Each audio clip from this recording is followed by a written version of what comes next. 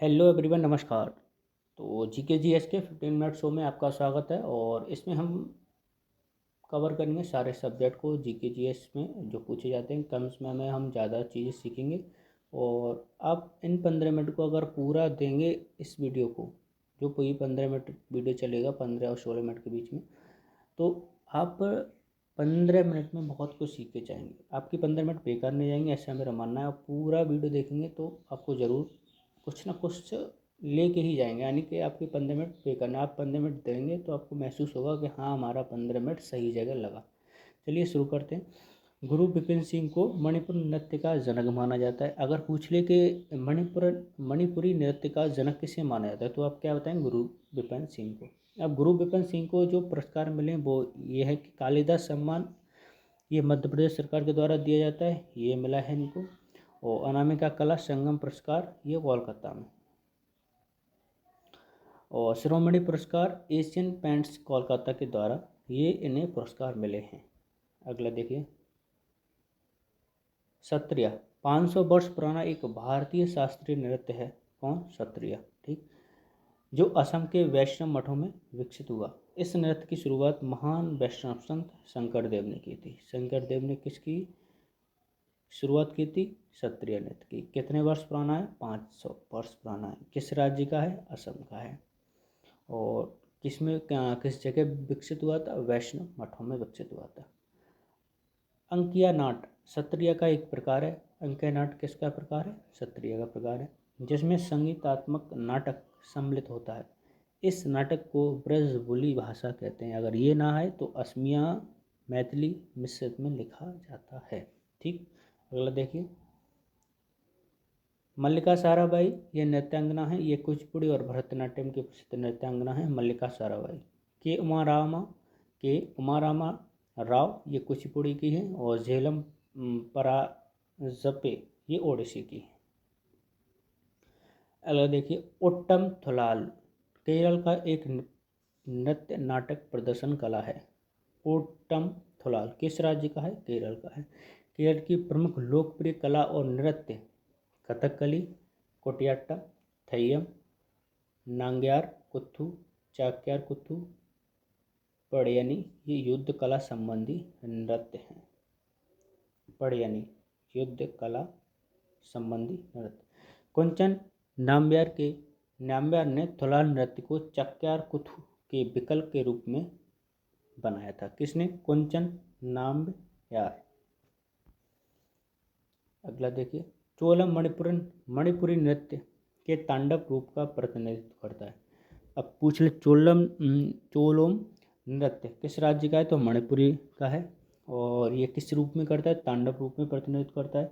माई नृत्य मणिपुरी त्यौहार लाई हरोबा के उत्सव के दौरान किया जाता है। लाई हरोबा कहाँ का है उत्सव? ये मणिपुरी का। लाई हरोबा यह त्यौहार मैतेई समुदाय के द्वारा मनाया जाता है।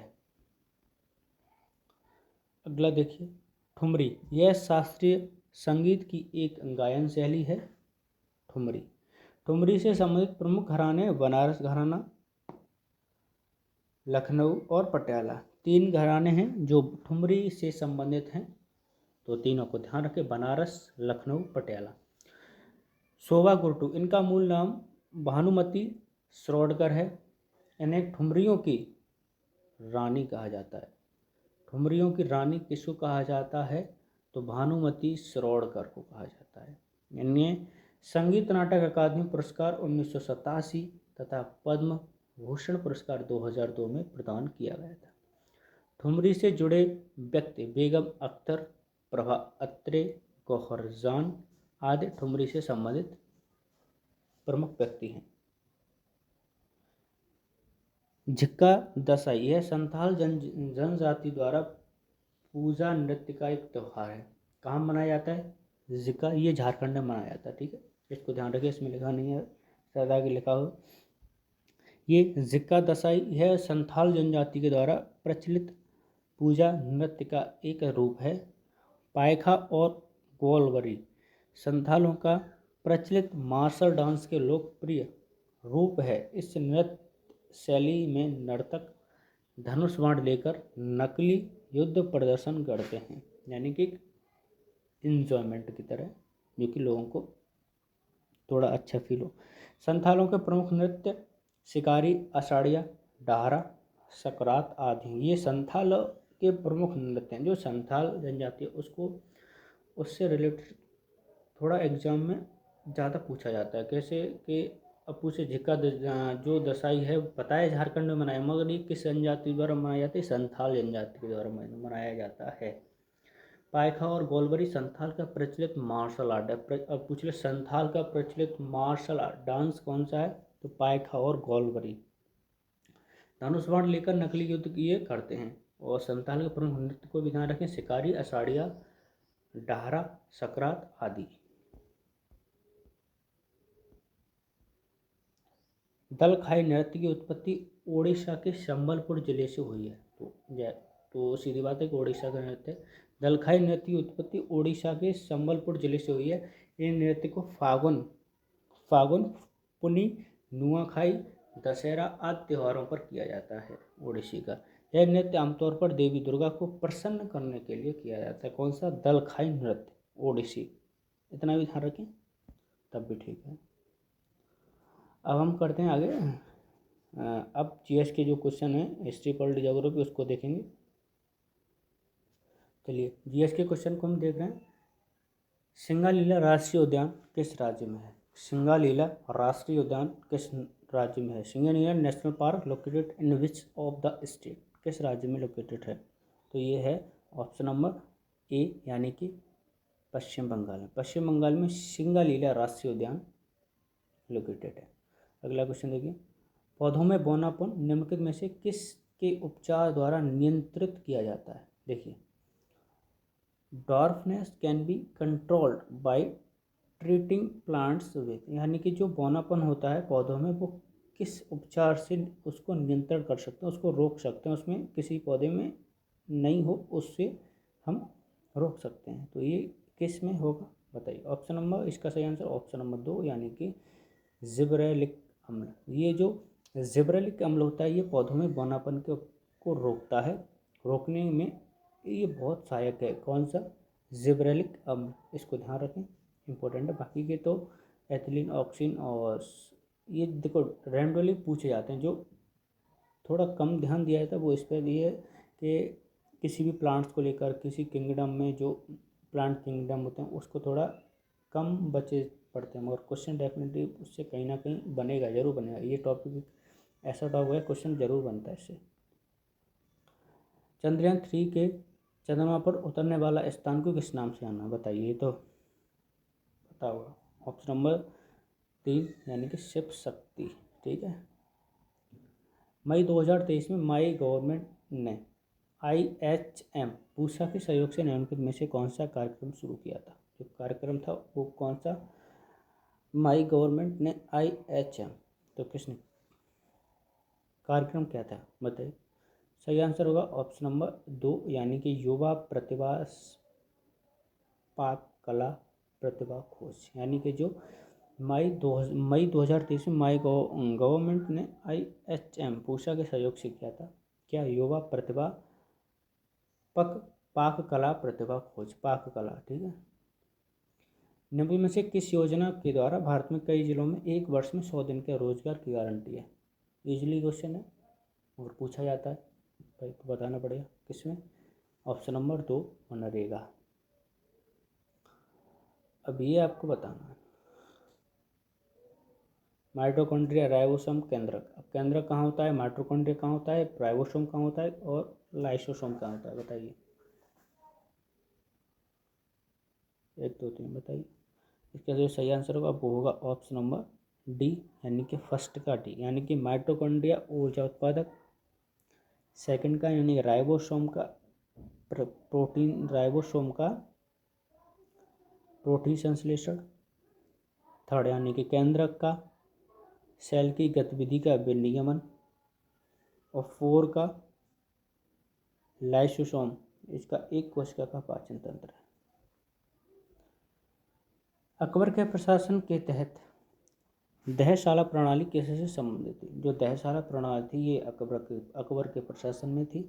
और ये किस क्षेत्र से संबंधित थी वो आपको बताना। तो ये संबंधित थी भू राजस्व प्रणाली। कौन? दहशाला प्रणाली। दहशाला प्रणाली किससे संबंधित थी? भूमि राजस्व प्रणाली। चुनाव के समय राजनीतिक दलों और चुनाव लड़ने वाले उम्मीदवारों द्वारा अनुपालित किए जाने पर मानदंडों को दिशा निर्देशों का संकलन क्या कहलाता है? आचार संहिता, खंड, विधायिका, मसौदा। तो ये पता है, कोड ऑफ कंडक्ट कहलाता है, यानी आचार संहिता। मुगल सम्राट शाह आलम ने वर्ष यानी कि किस वर्ष में British India east India company को बंगाल प्रांत के दीवान के रूप में नियुक्त किया था? ब्रिटिश ईस्ट इंडिया कंपनी को बंगाल प्रांत के दीवान के रूप में नियुक्त किया था। बताइए, तो जो सही आंसर होगा वो होगा ऑप्शन नंबर बी, 1765। 1765 में ब्रिटिश ईस्ट इंडिया कंपनी को बंगाल प्रांत के दीवान के रूप में नियुक्त किया था। किसने? मुगल सम्राट शाह आलम ने, 1765 में। सरस्वती सम्मान प्रतिवर्ष किस क्षेत्र में उत्कृष्ट योगदान के लिए दिया जाता है? जो सरस्वती सम्मान है वो किस क्षेत्र में दिया जाता है? तो ये है ऑप्शन नंबर 2, साहित्य के क्षेत्र में दिया जाता है। थियोसॉफिकल सोसाइटी की स्थापना किसने की थी? जो थियोसॉफिकल सोसाइटी थी उसकी स्थापना किसने की थी? फाउंडेड कौन थे उसके? बताइए। इसके जो फाउंडेड थे वो थी option number D, madam Blavatsky. Madam Blavatsky, नाम ध्यान रखें। मतलब किसके बाद महात्मा गांधी ने असहयोग आंदोलन को वापस ले लिया? किस घटना के बाद असहयोग आंदोलन वापस लिया गया? ये ऑप्शन नंबर 2, चोरी चोरा कांड के बाद। फीफा महिला विश्व कप 2023 फाइनल किसने जीता है? फीफा महिला विश्व कप 2023 किसने जीता है? ये जीता है ऑप्शन नंबर 1, स्पेन की महिलाओं के द्वारा 2023। आपको ये क्या फीफा या ये आपको खुद से पढ़ लेना है, गूगल से करके, कैसे भी करके। तो फीफा विश्व कप में जो वुमेंस हुआ था 2023 कहाँ हुआ था, और उसमें बेस्ट गोल कीपर या बेस्ट जो उसमें बोलते हैं गोल्डन बूट, वो किसे मिला था, इसके बारे में उससे सर्च करना पड़ेगा। तालीकोटा की लड़ाई किसके बीच लड़ी गई थी? तालीकोटा की लड़ाई, ये तालीकोटा की लड़ाई किसके बीच लड़ी गई थी, ये आपको बताना है। इसका सही आंसर कब होगा? ऑप्शन नंबर 1, विजयनगर साम्राज्य और दक्कन में जो सल्तनत थे उनके बीच तालीकोटा की लड़ाई लड़ी गई थी। निम्नलिखित में से किसमें प्रत्येक कार्बन परमाणु अन्य 4 कार्बन परमाणु से बंध कर एक कठोर त्रिआयामी संरचना बनाता है? बताइए। इसको देखो, जब तक इन चीज़ों को आपने एक बार डिटेल में नहीं पढ़ा है तब तक थोड़ा मुश्किल तो हो सकता है, मगर समझ में तो थोड़ा आएगा, बस रटना जब पढ़ाएगा। अब केमिस्ट्री मान बायोलॉजी तो आप एक बार को कुछ रैंडमली पॉइंटों को याद कर सकते हैं, मगर केमिस्ट्री है ना, जब भी उसमें परमाणु बंध के बारे में कठोर त्रिआयामी संरचना पूछ रहा है तो आपको एक सही से उसको थ्योरी बेस्ड पढ़ा होना चाहिए, तभी थोड़ा ज़्यादा कृषि के लिए। हीरा है वो, इसमें कार्बन परमाणु अन्य 4 जो परमाणु से बंध कर एक कठोर त्रिआयामी संरचना होता है, सब यानी कि सबसे कठोर धातु कौन सी थी? तो हीरा। ऐसे भी पूछ सकता है। धमेक स्तूप कहाँ स्थित है? जो धमेक स्तूप है वो कहाँ स्थित है? बताइए। इसका जो सही आंसर होगा वो होगा ऑप्शन नंबर सारनाथ, वाराणसी में धमेक स्तूप स्थित है। चलिए अब करंट को देख लेते हैं। हमने करंट के क्वेश्चन 20 तक कवर कर लिए थे। अगला क्वेश्चन देखिए, हाल ही में चर्चा में रहा POEM 3 मिशन का संबंध किस अंतरिक्ष एजेंसी? तो ये किसने लॉन्च किया था? ये इसरो ने किया था। ठीक, भारतीय अंतरिक्ष अनुसंधान संगठन इसरो ने घोषणा की है कि उसका PSLV ऑर्बिटल एक्सपेरिमेंटल मॉड्यूल 3 कक्षा में कोई मालवा छोड़े बिना पृथ्वी के वायुमंडल में फिर से प्रवेश कर गया है। इसके चक्कर में POEM ये है मिशन जो इसरो से संबंधित है।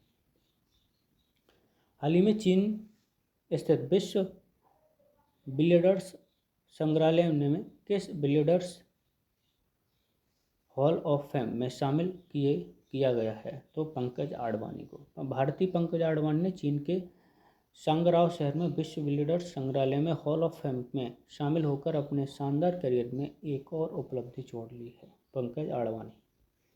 हाल ही मदरसा शिक्षा अधिनियम 2004 के किस उच्च न्यायालय ने असंवैधानिक घोषित किया है? तो इलाहाबाद हाई कोर्ट की लखनऊ बेंच ने UP board of Madrasa education act 2004 को असंवैधानिक घोषित कर दिया गया।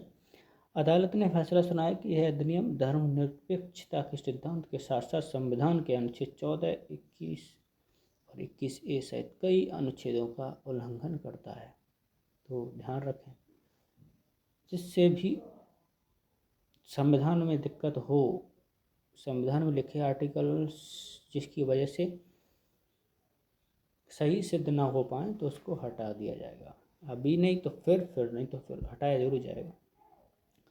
हाल ही में विश्व बौद्धिक संपदा दिवस 2024 कब मनाया? तो 26 अप्रैल को मनाएगा। विश्व बौद्धिक संपदा दिवस 2024 26 अप्रैल 2024 को मनाया गया। विश्व बौद्धिक संपदा दिवस 2024 का विषय है IP और SDG, नवाचार और रचनात्मक के साथ हमारे सामान्य भविष्य का निर्माण है। जो SDG जो सस्टेनेबल डेवलपमेंट जो गोल 17 गोल्स हैं वो, और IP ये हमारे रचनात्मक जो हमारे भविष्य है उसके बारे में बताएंगे कि हमारा जो हंगर इंडेक्स है वो कहाँ जा रहा है, फ्रीडम है वो कहाँ जा रहा है, डेमोक्रेसी कहाँ जा रही है। तो ये सारे जो इंडेक्स आते हैं वो हमें क्या बताते हैं, वो हमें बताते हैं। तो वो हमें इसी में आते हैं बौद्धिक संपदा सूचकांक में।